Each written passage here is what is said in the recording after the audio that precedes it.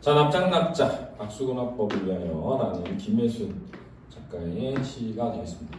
마찬가지로 이제 문학에서 잘 다루어지는 것 중에 하나가 뭐냐면 서로 다른 어떤 장르 간의 변형을 다루는 작품들을 중요하게 다루고 있어요. 그래서 예를 들면 최근에도 보면 우리나라 드라마 보면 원작은 다 웹툰인 경우가 많죠. 뭐더라? 택배기사? 택배기사라는 드라마 하는데 그게 원작은 웹툰이더라고요. 그래서 약간 서로 다른 어떤 장르 간의 변형이 사실 지금 굉장히 많이 일어나고 있는 것 중에 하나예요. 그래서 여기는 이제 그림이죠. 박수근 화가의 그림을 바탕으로 해서 베이스로 해서 그걸 시로 변형하여 표현해냈다 이렇게 이해할 수 있겠습니다. 그래서 그런 특징을 좀 잘 봐야 되고요. 내용은 이런 거예요. 드문드문 세상을 끊어내 한 며칠 둘렀다가 자, 이 부분은 지금 묘사하고 있는 거거든요. 묘사하고 있는 거예요. 박수근 화가의 그림의 특징을 묘사하고 있는 겁니다. 벽에 걸어놓고 바라본다. 박수근 화가의 그림이 그렇다는 거예요. 꾹꾹 눌러서 그렇죠? 모습을 드러낸다. 그런 거죠. 사람이건 나무건 이런 그 제재가 되는 대상들을 이제 그림을 그릴 때 이렇게 끊어가지고 약간 그렇죠? 꾹 눌러가지고 표현하는 그런 특징이 있다는 겁니다. 흰 하늘과 쭈그린 아낙네 둘이 벽에 납작하게 뻗어 있다는 게 되는데 여기 아낙네 둘이 지금 중심적으로 바라보고 있는 대상입니다. 이 시인이 바라보고 있는 대상, 중심 대상이 바로 아낙네 둘인데요. 이 아낙네 둘에 대한 표현을 보면 쭈그리고 앉아있다나 그다음에 납작하게 뻗어있다예요. 근데 우리가 일반적으로 납작하게 뻗어있다 그러면은 한 두 가지 정도 생각을 할 수 있어요. 하나는 뭐냐면 삶이 너무 힘들어서 그죠? 너무 힘들어서 뻗었어 이렇게 하잖아요. 그죠? 삶의 고달픔, 고단함 이런 것들 드러내는 거죠. 삶의 고달픔과 고단함. 그렇죠? 또 하나는 뭐냐면 누구랑 싸우다가 한 대 맞고 뻗었어 이럴 때 쓰잖아요. 그렇죠? 누구랑 싸우고 한 대 맞고 뻗었어 두들겨 맞은 것처럼. 그죠? 꾹꾹 누르니까 누르는 행위가 두들겨 맞는 행위하고 유사하죠. 세상의 어떤 폭력 또는 세상의 어떤 실질적 물리적 폭력이 아니라 어떤 정신적 폭력 있잖아요. 그죠? 가난하고 힘겹게 살아가는 사람들에 대한 멸시, 조롱, 천대 이러한 폭력에 뻗어있는 모습을 표현한 것으로 보이기도 합니다. 가끔 심심하면 옆에 내와 아이들도 한 며칠 눌렀다가 벽에 붙여놓고 하나님 보시기에 어떻습니까? 그랬는데 이제 우리가 이런 거를 약간 경어체라고 해요. 이제 뭔가 신적 대상에게 말을 건넬 때 쓰는 어투를 경어체를 사용한다 이렇게 얘기하거든요.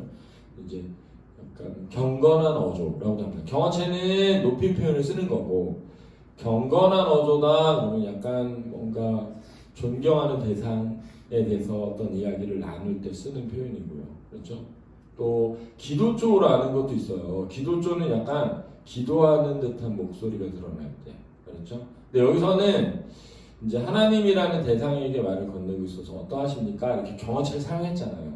근데 경건하고 기도하듯이 썼다기보다는 현실에 대한 뭐를 비판을 하고 있는 그런 어조로 사용하고 있는 겁니다. 그렇죠?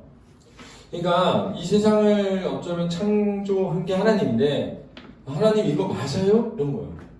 이렇게 빈부격차가 심하고 이렇게 힘겹게 살아가는 사람들이 있다는 거 이게 하나님이 보시기엔 어떤 건가요? 이렇게 해서 고달픈 현실에 대한 서리적 표현입니다. 서리적 표현. 조심스럽게 물어본다.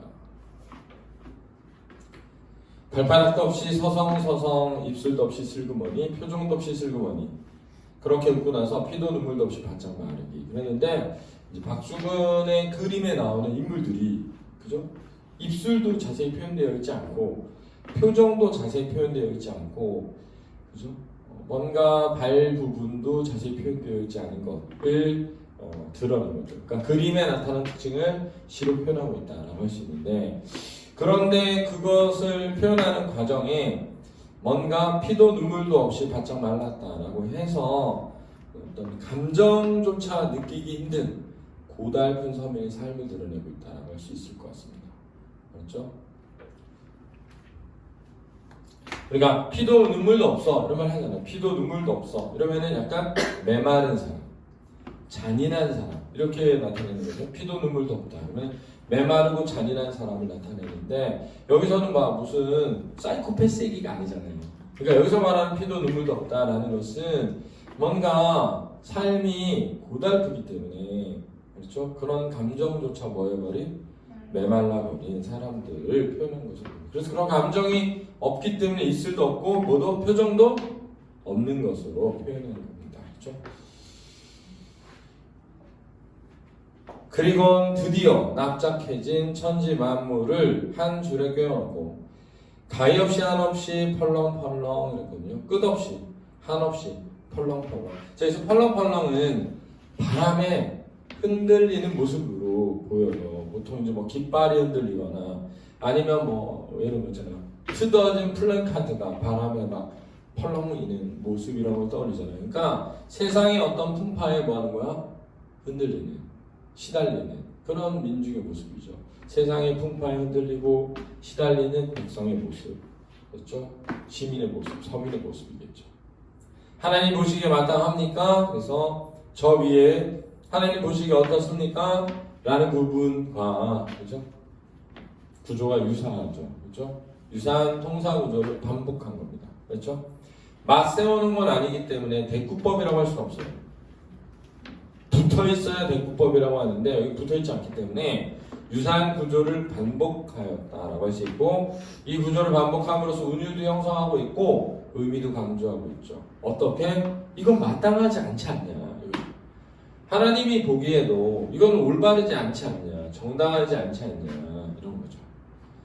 이렇게 서민들이 고통받고 힘겹게 살아가는 거 이거 아닌 거 아닙니까? 이렇게 얘기하는 거죠. 이해됐죠? 그래서 풍자하고 비판하고 있다. 그러면서 그 안에는 이렇게 힘겹고 가난하게 살아가는 사람에 대한 뭐가 담겨있다? 연민이 담겨있다라고 할 수 있겠습니다. 이해됐죠?